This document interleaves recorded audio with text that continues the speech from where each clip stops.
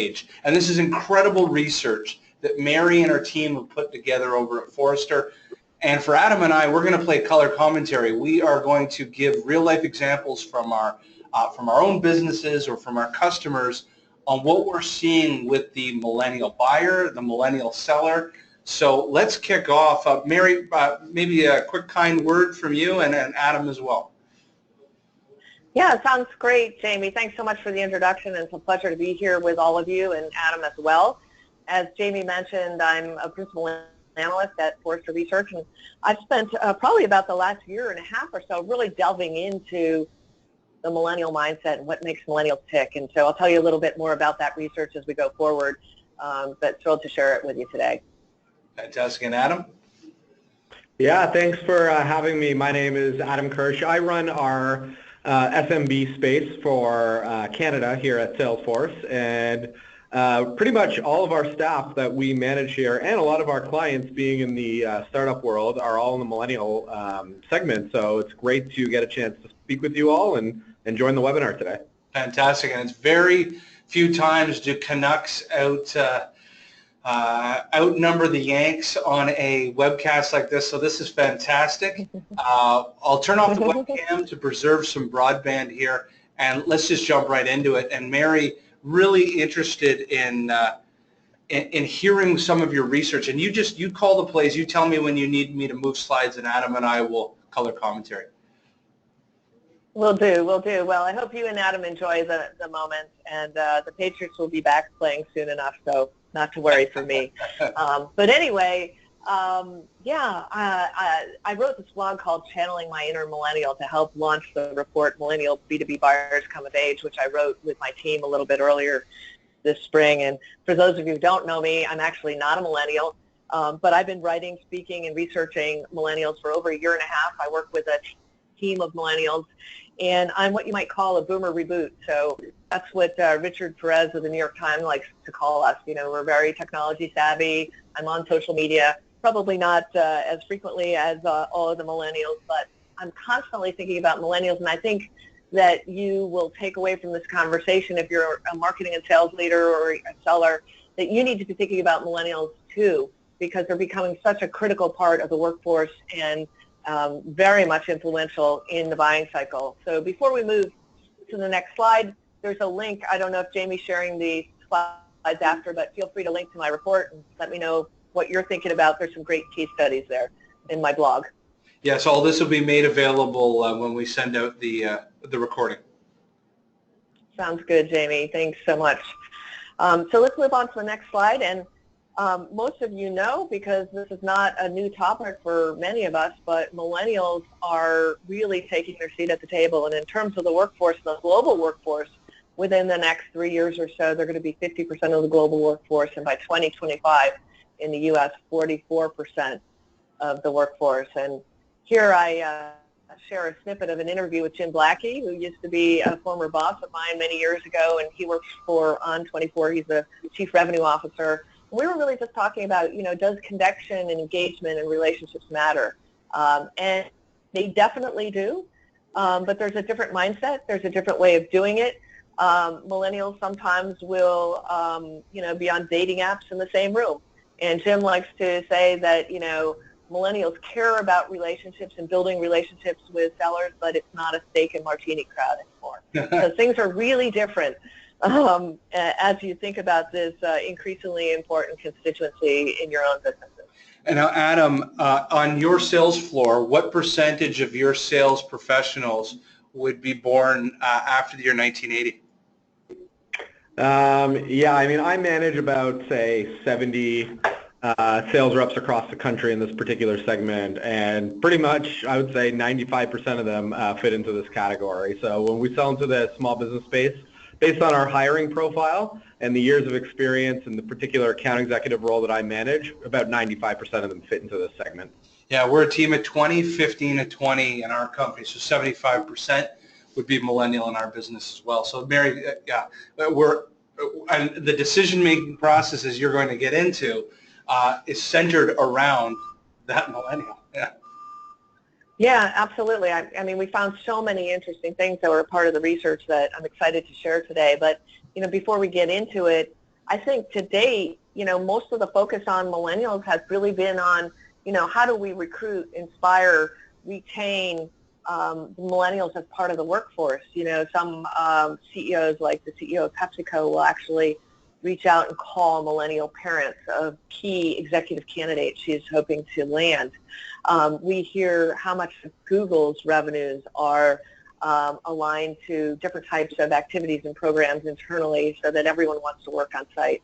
I was at GLG in New York, and Bloomberg is like this as well, where there's baristas that are actually making coffee and different types of food to make it a great work environment.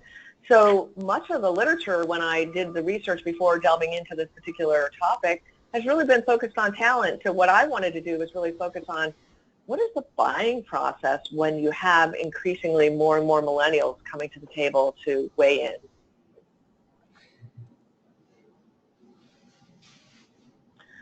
So, this isn't actually research that I did myself, but it's a great report that was written by Socrates, and I know the CEO there, Adam, as well. And the research that they did showed that 73% of millennials are actually involved in product or service purchasing for their firm. They're along some sort of continuum of decision-making, whether that's surfacing an initial list of vendors to consider, whether it's doing the initial vetting, if it's a technology company, maybe going through the initial demos. And in many cases, there are very senior executives at companies like Liberty Mutual and family-owned businesses where you've got, chief operating officers and others who are inking deals. So millennials are participating along the entire continuum of the buying cycle. Yeah. And as you go to the next, go ahead. Yeah. Go ahead, Jamie. I was just going to say, so at my business, we have 3 buyer personas: VP of Sales, VP of Marketing, VP of Sales Enablement. For the enterprise deals, the mid-market and enterprise deals, the millennial on the marketing side and the millennial on the enablement side, the training and effectiveness side, they're actually the ones that are the sourcing. They are the content consumption story that we're diving into. They are the one that's putting together the business case for the CMO. And on the sales side, in our SMB space, they're actually the director of sales or the vice president of sales. And it's, I'm born in 1978. It's crazy enough for me to comprehend this. But yes, at a SaaS software company that's, 5 million ARR or 10 million ARR, these are the people that were part of the original founding of the business, or, they are the actual decision makers. And, Adam, are you seeing, right, from your buying standpoint, you're selling into SMB specifically, where is the buyer on that maturity curve? Yeah, it's a great question, and I speak about this all the time. I was speaking on a panel about this a few weeks ago, and just discussing the ever-changing nature of the buyer, and the way millennials utilize technology in their buying cycle. Was trying to think of an example, and my SVP talks about the change in the traditional buyer in the way of, he uses buying a washing machine as an example. And, 15, 20 years ago, you go to buy a washing machine, you go into a department store, and, you connect with the person on the floor, and the only question you really get is, are you looking for, lower cost, mid-sized cost, or high-end washing machine? And you kind of defer to that individual to provide you a lot of the insight into the washing machines. In this day and age, with YouTube videos on people's reviews of washing machines, you read online reviews, you look at online scorecards. By the time you actually walk into the department store to buy the washing machine, you're about 70, 80% of the way down the buying cycle. It's literally walking into the store to facilitate the purchase. So the amount of self-research and the way technology is helping millennials through the buying cycle is completely changed the way vendors have to engage with millennials as buyers, right? So it's been really interesting to see that change in buyer personas. Yeah, absolutely. And Mary, as you have this slide, B2B marketing and sales leaders are behind. Now, as Adam just painted basically the opportunity, or also perhaps the threat. So now tell us what your research found. Yeah, and this is really exciting research that we conducted in Q1 of this year. And what I saw from the Saucon's research and our research is that there's a really big gap between what's actually happening on the street with people making decisions in the B2B realm and how sales and marketing leaders' perception of what's happening. And you can see that marketing and sales is really far behind with really even recognizing that this is an important constituency as part of their purchase process. And I was shocked when I saw the research, but you can see that just under 70%, and these are all marketing and sales leaders who took the survey, are saying that our sellers encounter millennials less than 20% of the time, or I don't even know if they encounter millennials. And so to me, that's really quite alarming when you think that they're so unaware for these changing dynamics that have happened. And when you think about the differences between how millennials want to vet a product versus a boomer or a Gen Xer, these organizations are not only in danger of not being able to enlist these millennials as clients, they're in danger of actually repelling them by their sales and marketing approaches. And so I thought that was a very, very concerning piece of data here. Did you double click and figure out why the sales leaders or the marketing leaders, as they're building out personas of the demographic and firmographic information of their buyers, did you try to figure out why in their deal storms they haven't accounted for age?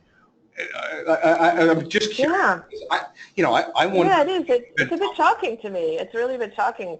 But I think when everyone thinks about millennials in the C-suite or in an executive position, they're thinking about, where do we put the yoga mats and how do we make millennials want to work here and how do we get their parents to come in to work for the day? And it's just they're focused what we call, inside out versus outside in on this concept here. I also think, I bring it up to clients all the time and they'll say, well, that's fine.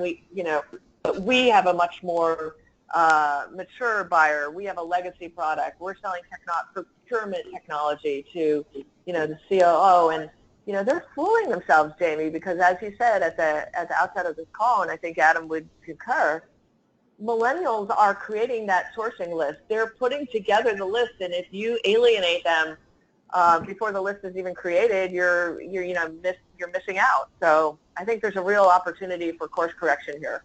Yeah, absolutely. So, and I have to compliment Sales for Life for taking my concept and making an awesome graphic out of it with the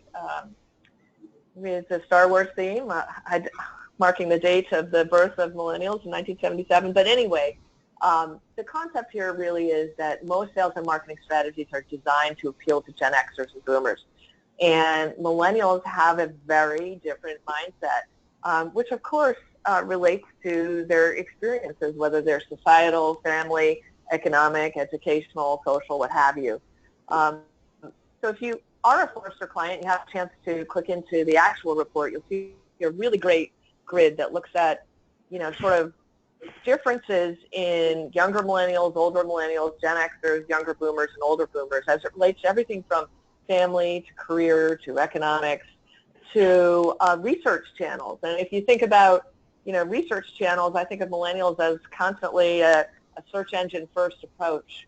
So these were, some of the things that we uncovered as part of the quantitative and qualitative research process, which our millennials respond really, really well to authenticity. They demand transparency. So if you're a seller, they're going to want to see all the products broken down and look at usership. They appreciate efficiency. I had one COO who's a millennial who said, if I purchase something from an existing vendor, I want them to send me a text and I'll confirm and we're done with it. We're on to the next thing. The other thing is, they lean towards consensus, which I'm sure many of you have seen the data points that some of the challenges that B2B sellers are having around elongated sales processes, longer, more and more folks involved in the sales cycle, people who actually don't want to meet in person. And millennials, I think, are single-handedly responsible for helping to extend the number of stakeholders that are evaluating a product or service when a seller comes to pitch. All of this can create some complexities and challenges if you aren't setting up and training your sellers how to interact in a way that's going to work for this type of person. Adam, can you give us one tactical example, you looking at this grid where you've sat down your sales team knowing that the buyer has changed, where you've tackled one of these, and I'll give an example as well, where you've tried to tackle one of these particular challenges? Yeah, well, I think, a big element for us is we're training new account reps that we hire in here, and we talk a lot about the fact that you can't really major in college or university in sales, right? We can get a business degree, we can take courses on negotiating and different elements of the sales cycle, but you can't really get a degree in sales. And because of the evolution of the buyer, a lot of folks that join the company don't necessarily have a marketing background. And we talk about how far along a buyer is down the cycle before they actually engage with a sales rep. We want to try to get our reps to sort of own some of the sales cycle before the buyer even connects with our organization. And, an example of that might be you get your territory or wherever you're working, and you have a ton of prospects in that territory. How do we train our reps to think like a marketer, to look at maybe something as an example of what's the top industry in your territory, and can you throw a localized event or send out an industry-specific campaign that really targets your customer base in your particular region? So we really train our reps to put their marketing hats on, even though they might be in sales, and think like a marketer in order to engage with some of these buyers earlier on in the sales cycle. Love it. Yeah, and what we've found, and this is where I get a lot of pushback from our customers, more legacy customers. You have Mary responds to authenticity and then appreciates efficiency. And one thing that I've found the millennial buyer has appreciated is making, number one, a personalized videos that can humanize both us as the sales professional and contextualize a complex situation. So taking Mary's Forrester research and doing a 2-minute video that distills a very complex situation into how you would implement it. But what I mean by authenticity is one take, you might stutter, you're wearing your eyeglasses, but it's that you're a real human. And then the second is on appreciates efficiency. That 2-minute video can distill down what you probably would have naturally, 15 years ago, you would have tried to sit for an hour in the boardroom, and now even half hour on a GoToWebinar or GoToMeeting. Well, now you can get your point across in 2 minutes, and that's something that we've tried to respect people's time and also make them realize that we're real humans along that process. Yeah, that's fantastic. I completely agree on the video being a phenomenal format, and can be used across a variety of different social channels that make sense for your business. Yeah. So this concept of relationships matter, and we touched on it at the outset of the discussion, but for people who don't think that relationships are really critical for millennials, we're really missing the boat. And so you can see here with the data, 85% of millennials are part of a social networking site. 23% use social more than 3 hours a day. So this concept of authenticity, connection, and relationships are really, really important, but it may not happen outside of work hours if you're a B2B seller. It may not happen through the traditional events and venues that we used to actually entertain and build relationships with.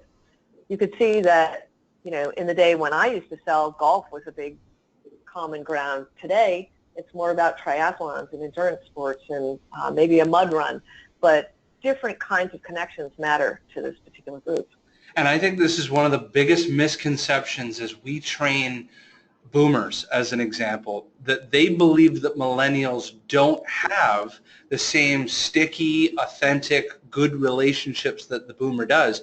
And I was born in 1978, so I picture myself riding my little BMX around my little town, and I developed in-person relationships. But my generation confuses the online relationships as not authentic or not personal or not true relationships.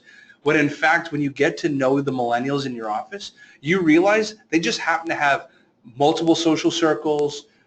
They have different relationships online, but they are equally as valuable to them as the kid that lived next door to me, kind of way that I grew up. Right. So relationships do matter to them, and in fact, they just form them differently. And Adam, and you're seeing in your office, you have 70 millennials in your office. One of the statistics here, 23% are using social more than 3 hours a day. Do you find that as a leader, that it frustrates you, that it encourages you? What does your kind of gut say when you walk around the office and people are using their phones a hell of a lot? Yeah, and I mean, I think the nature of our organization, tends to lead to that as well, right? Because we pride ourselves on being social, mobile, and open, and we try to leverage some of those things to our benefit as well. When we're running, an event, a local event or something, we want our reps to promote that in their social channels, and we provide them a Facebook link or a LinkedIn post and say, hey, please share this with your social channels, so we can help drive attendance. So, I think so you can actually utilize social to your benefit. And I mean, people want to be, you mentioned this earlier, Nick, is that millennials want to be communicated with what's convenient for them. We know that I don't want to engage with somebody over the phone all the time if it's a vendor relationship and I need to call somebody and wait on hold and then wait for somebody to call me back. Some people like to communicate through text, like to communicate through email, through GChat, through Facebook Messenger. So how could I, as a manager for my team, communicate with my reps the way they like to be communicated with? And yes, you don't want to lose that personal relationship for sure, but in certain times, it's nice to be able to communicate with my team in ways that they like to be communicated with. So if you actually turn it around, there are a lot of ways that you can use this social engagement to your benefit as an organization. Fantastic. Yeah, completely agree with Adam. So, going a little bit deeper into these concepts of trust and validation and the impact that trust has on decision making, I actually caught up with Deb Calvert, who's an author and actually conducting some really exciting buyer-seller research on behalf of Wiley that she's going to publish a book on. And what she found, and she was kind enough to share the early data with me, is that millennial B2B buyers respond to salespeople who evoke feelings of trust, compatibility, and connectedness. And contrast that to buyers over 50 who value business benefits and deliverables and ROI case studies and so on and so forth. And I think, when you think about selling, how many conversations do you have around how do we create an ROI or provide case studies? And the reality is that may not be the key lever that the millennial buyer is looking for. So, something to really think about. And then this concept of third-party validation, which is really interesting as well. So other than free trials, millennial buyers ranked referrals from their peers, friends, and colleagues as really, really high, as well as validation from sources like Forrester and others, not to be self-serving.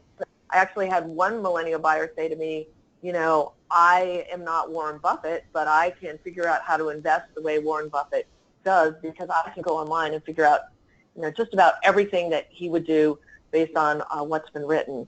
So going to these other sort of trusted advisors, whatever that makes sense within the industry that you're working with, is something that's really important to these millennials. And so, you want to make sure that you're aware of that and providing those opportunities for them to connect with some of this thought leadership. I think, Mary, what you said, trust affects decision-making, is so critical. We had a customer that actually put tracking links, so without getting too marketing nerdy, put UTM parameter codes on the LinkedIn profiles of their sales professionals because they had a theory. People buy from people first, and once you buy into the person, you'll then buy into the solutions they then represent. Guess what? 80% of their customer base were going on the social platforms of the sales professionals before they landed on the solutions page of the company website. Why? Right. I buy into Mary first. Once I buy into Mary and trust what she says, I then buy into the solutions that she represents at Forrester. Really critical. Adam, anything you want to add to these two kind of important validation markers?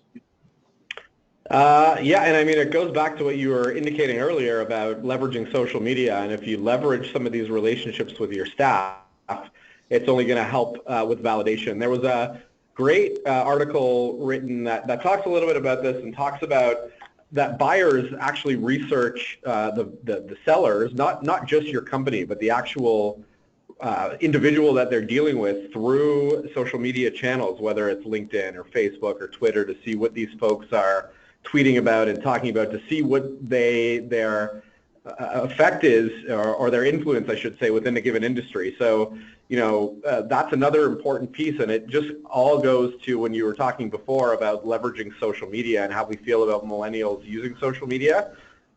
Leveraging these tools are really important when engaging with buyers and with your staff. So you can use this trust and validation both in engaging with buyers, but also when it comes to hiring, right? It's the same thing in terms of incentivizing internal employees for referrals, because just on the trust and validation part, referrals are a huge part of the business as well. So we're always thinking about leveraging social media, not only to engage with our buyers, but also to hire the right folks into the business as well. Oh, I know you guys do that. For everybody in the audience, we both live in Toronto, and Salesforce keeps stealing all our great talent. So as I try to hire, so I know how you guys. That's exactly how you guys hire. Mary, deliver an efficient experience. Yeah, so I wanted to just kind of leave the folks here today on the webinar with some specific recommendations, particularly if they're sellers or sales leaders. And so, if you're going to market and you're engaging with millennials, you want to create a very, very efficient sales process. I had one millennial buyer tell me, I want an email with 3 bullet points that clearly articulate, what the purpose of the discussion is. So, whether it's engaging, via text, using some sort of collaborative communication app or platform, or having very succinct emails, you've got to deliver a very, very efficient experience for millennials. Yeah, and there's new tools, from the digital world. You can put a presentation into Point Drive, into LinkedIn Point Drive, and then determine who's looking at it, what they're looking at, and it's all in one microsite, succinct for the buyer. They don't have to fumble around for PDF forms and so forth. And then, Mary, you talked about paying attention to your digital presence. I think that it's a theme that Adam and yourself yeah. on. Yeah, both you and Adam mentioned it on the call, so I don't want to overstate the importance, but I actually feel I have to. I interviewed so many millennials who said exactly what you said, Jamie. The first step before they'll even consider talking with a salesperson is I check out their social sites. I go to LinkedIn, I go to Facebook, and I go to Twitter. If everything matches up and looks professional, then the next step is I go to the company or vendor's website. And if everything adds up there, then I'm willing to take the call. If something looks awry, they will bail and go on to the next person. So, for the sellers on the call today, you need to really pay attention to how you're presenting your brand professionally across all of these different networks that you use for your business. And if you think about it, Mark Robert said this to me once as part of a research paper that I was doing. Think about LinkedIn as a digital trade show, right? Meeting, Twitter is like kind of, meeting a customer at a bar or restaurant, and Facebook is inviting a customer over to your house for a barbecue. You're still the same person, but you might present yourself like slightly different. And I think that that's how you want to do it in the digital world. If for some reason you're not using the right etiquette or the right tone on some of these different sites, people will realize you're a poser and you're not engaged. And so I think it's really important to focus on your brand across the relevant channels. And seller. On that example, Adam, have you ever had a sales professional on your team that either was they were sending out the wrong type of message on a personal level, whether it was on Twitter or Facebook or Instagram, and or they were such a ghost socially that you actually could almost pinpoint no decisions or lost deals, and you lost them to a competitive sales professional, and you realized, wow, because the competitive sales professional was just so social and just so much more valuable to the customer. Do you have any kind of on on the poor side of the experience of social? Yeah, I mean, it's a great question. I wouldn't say, I haven't really come across a situation where anybody was sending anything out sort of inappropriate. Yeah. We have had, folks coming in for interviews and stuff where we've kind of done our research and not made hires because of some inappropriate posts. Yeah, you went but what I would Google say, searches of them, you went, wow. Exactly. But something that is really important, and what we do train our staff to be, are to be thought leaders in our space. And when one of your buyers is researching you on Twitter or LinkedIn, make sure everything that you're posting is not just, in our case, Salesforce. If every single tweet or every single article that you share is about Salesforce is #1 in the marketplace, Salesforce launched new products, Salesforce is rated on Forbes one of the best places to work, you'll kind of tune your audience out because you're only self-promoting your company and your brand. How can you be a thought leader in your space? And we try to train our reps that, for every 3 posts you post about the company, whether it's an event or a release that we have, post something generic about an industry or about technology in general, where you'll actually be looked at, that people will want to read your posts because you are a thought leader versus just a brand ambassador. Yeah, no, and that's a really, really important piece. Yeah, I'll just add to that as well, saying that, our research shows that the biggest mistake sellers can make is taking some of these new and vibrant channels that we find in the social world and using traditional methods and tactics through those channels, just like what Adam said. And, people will realize that you don't understand the dynamics of the channel really, really quickly. It's not just another sales distribution channel for your firm. It's an opportunity to have a digital handshake, to make friends, to do a digital good deed. And we say, you shouldn't really post more than, it's the 80-20 rule. Post 20% of your company and 80% of new ideas, new thoughts, something that's going to be helpful to your contacts and stakeholder audience. And then, so wrap it into personalization. Yeah, and so this is a good dovetail to personalization, which is, again, many millennials I spoke with as part of the research process said the #1 thing that turned them off with a seller or the sales process was a generic reach out that was not personalized in any way. Now, today's buyers, and millennials in particular, want you to understand them at a much deeper level than you had been expected to in the past, but they don't want to sit with you and talk with you and answer 20 questions like they used to do in the past. So there's a plethora of different tools out there, whether they're social engagement platforms to Crystal Knows to Charlie app, where tools can scrape the web and provide you with all kinds of data that can be turned into insights that you understand. What does my buyer care about? What are their professional affiliations? What's the most recent post that they've had? And I think Jill Rowley, who's works very closely with Jamie, does a phenomenal job, and she gets access to CEOs across the industry all the time by simply tailoring her LinkedIn invites in a way that is customer focused. And so this personalization thing is extraordinarily key with millennial buyers. Absolutely.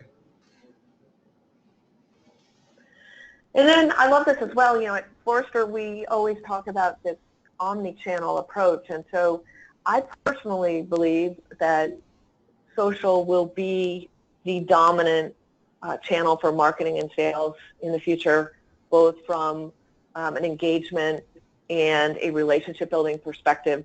I think it's going to be even more impactful than email was at the early 2000s when we thought the cold call was going to die. And we had emails that were cold call 2.0. But I think the key thing is you want to make sure that you're not just using one technique as a seller. And I think it's much more than simply call, email, right? So there's a way to blend sort of these old school techniques with new techniques and channels. And I had one millennial buyer say to me that at the end of 2016, she was really slammed work-wise, closing the business, and some salesperson was literally, stalking her to get time on her calendar. She just didn't respond to any of the requests. Eventually, the salesperson actually sent her a package that had a cup and a water bottle, both for her and her boss, with an emblem of the college that they were both graduates of. Oh, wow. And That's a it good was one. just kind of touched by that level. hey, this person actually went to LinkedIn, figure out where I went to college, where my boss went to college, had this made, went to the post office and send this to us, and actually reach out to the seller, got on the calendar and found out that they were actually pitching something that the organization needed. And at the time I wrote the report, they hadn't purchased from that seller, but they were deep into the conversation. So I think this is just a good reminder that don't let go of some of these old school techniques that can be really utilized as part of a broader strategy. Adam, what are some out-of-the-box thinking ideas? You know, you don't have to give away your trade secrets here, but you know, from account-based strategic accounts you're working on, what are some of the things you've seen your millennial workforce do and or to trigger a millennial buyer outside of the, you know, kind of outside the box? Yeah, I mean, we tend to leverage some of the same techniques that Mary was discussing. We like to do some book drops, make them personalized for our clients on whether it's about their specific industry. We also like to do personalized events, so that one-to-one personalization to really connect with our clients.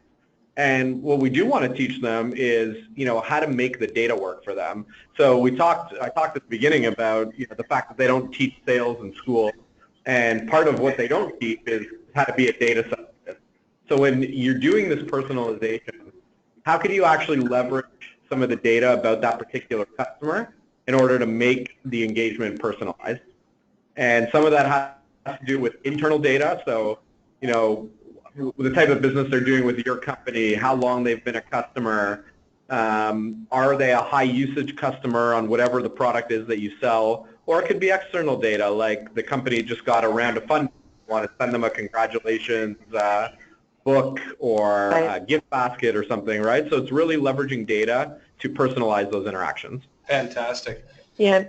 There's so many different data sources that are out there that are affordable tools for you guys to get. And there's a company called VivaStream, which actually gets data from events, in-person events, and can, you know, who tweeted, what event did they go, what session did they go to, what were the questions they asked, and then you can overlay that data on top of your CRM data. So, you know, Adam's absolutely right. You know, it's much broader than just sort of this internal data within your CRM system, but overlaying with other data sets that are either scraped from the web or gathered from other sources. And that can give you everything that you need to have really meaningful conversations with your customers and prospects. Fantastic. Now, Mary, there have been a few questions that I'd like us to be able to answer here. So what I'll do is I've turned on my webcam. We've got a few minutes left. I want to shoot off these questions, and then if you could answer them, both yourself and Adam. Let me just see here. You mentioned a couple tools. You talked about Crystal Knows. There's, you know, Data Nice, or there's something called like Build This. Or anyways, the question is, what are some of the tools that you're seeing that are highly effective, inexpensive, or free that allow that sales professional some contextual information? And both of you, please answer that and what you're seeing.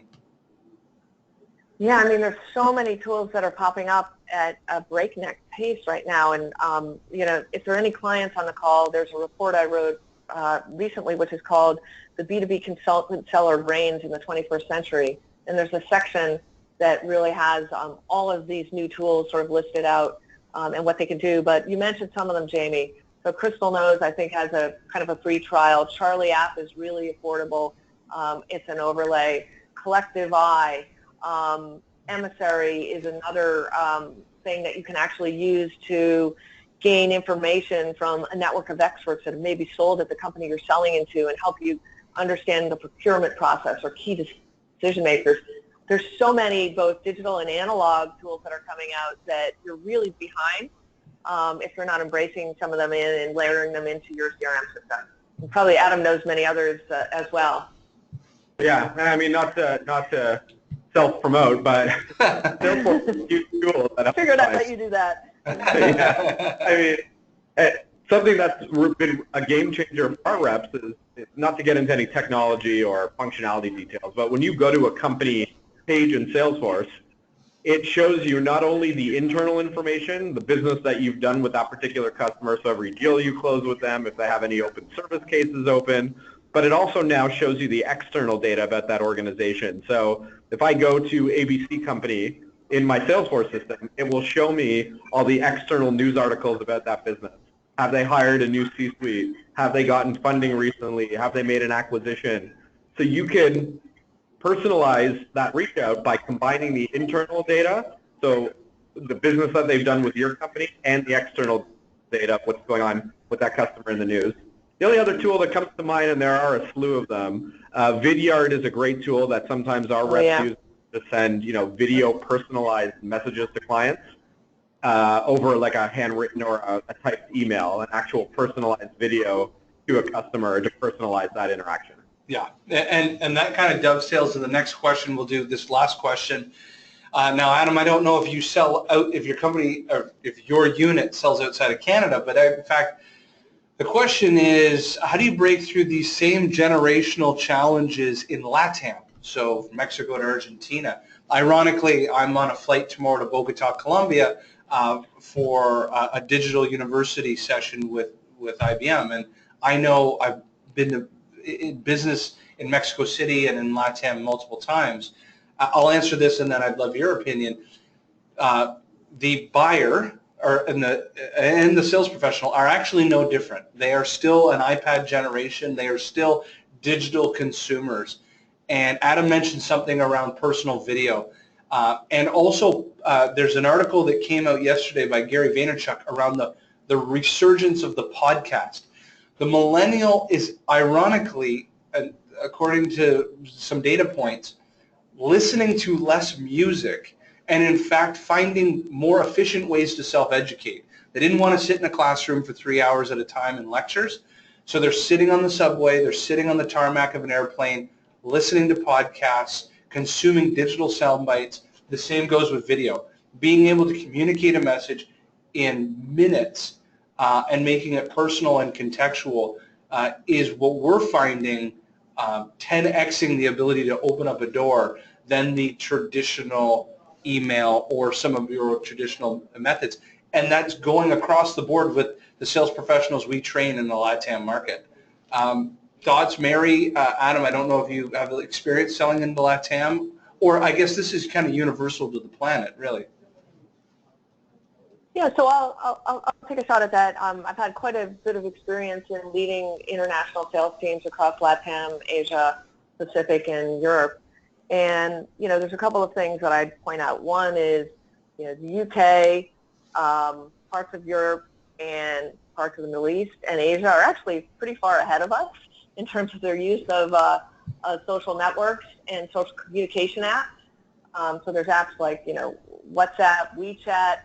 People in Asia will only use, LinkedIn if they want to sort of talk badly about a coworker, but it's not actually the real network that's being used day to day. And then you've got Zing in Germany. So it's really about being culturally sensitive to your market if you're a global seller, and understanding, like in Asia, they want to text, right? So understanding what your buyers want and tuning your marketing and sales approach to engage effectively with that type of buyer. And I'll just leave everyone with one other thought. There's a great book called The Culture Map by Erin Meyer, and she's a professor at INSEAD, which focuses on international business development and business. And it just really looks at how people listen, learn, absorb information differently based on the cultures that they're part of. And that's a book for anyone who sells globally. I highly recommend. Fantastic. And Adam, any experience selling into markets outside of the Americas? Yeah, I think Mary nailed a lot of it there. I think, when we train our staff, as I was speaking about earlier, to kind of think like marketers, really important to understand the landscape of the country or the region that you're selling into.